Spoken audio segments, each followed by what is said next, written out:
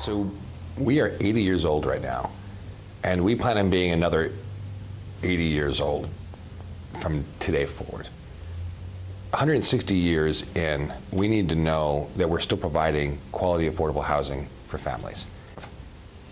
You talk about sustainable housing is what really, when you talk about RAD, you talk about sustainable housing. You talk about guaranteeing housing for families that are going to need it in sections of town that you know that they're going to be living.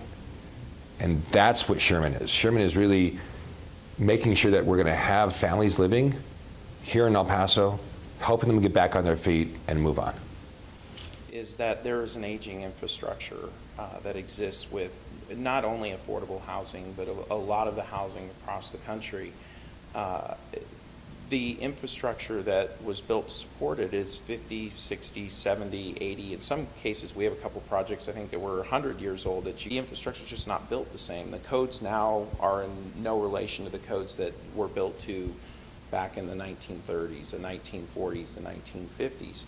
And there comes a point where you have to make a decision whether you're going to tear down a facility and rebuild something or redevelop it, or improve that facility for future use.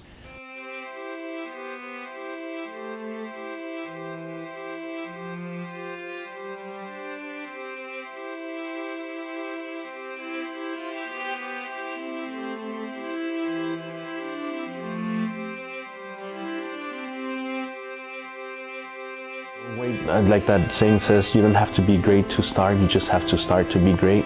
It's true. We didn't start playing in the championship section, in the highest section. I didn't start with the grandmasters. We started in the unrated with brand new kids. I mean, in the lowest section. We won that low section. We went up to the next section. Then we went up to the next section. Well, chess is like a game that everyone sees like boring. Like you just sit there and move pieces. Like what's the point of doing that?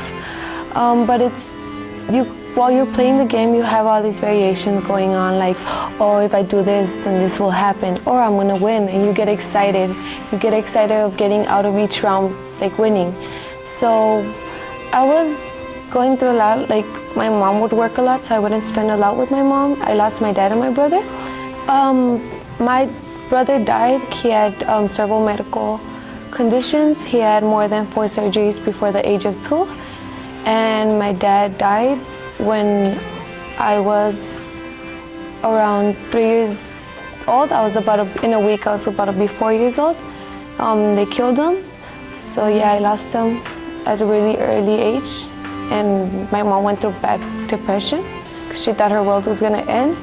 So I lost him.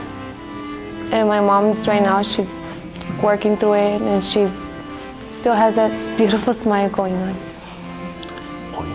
And that's what I try to bring to them a point of success, so they know, not so they can feel, but so they can know what they're doing is correct.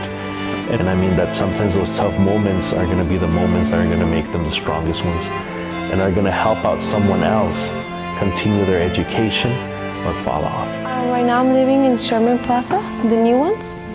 I just moved on like 2 months ago. They're really pretty, and I didn't know they were so pretty because the old ones were really, really old. They were looking so good, but now when I moved to that one, like I had my own room. It was really big. All neighborhoods more came in, like Segundo Barrio came with us, so our neighborhood grew bigger. So that's one of the things I liked. I see more kids outside playing and not on their phones. The park, the volleyball court, all those things are pretty nice because that's just putting our family, our neighborhood together and working stronger.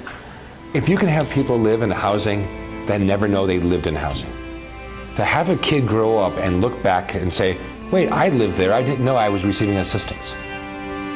That's a success.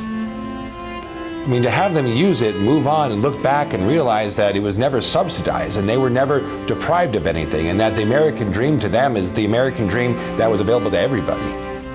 That's success.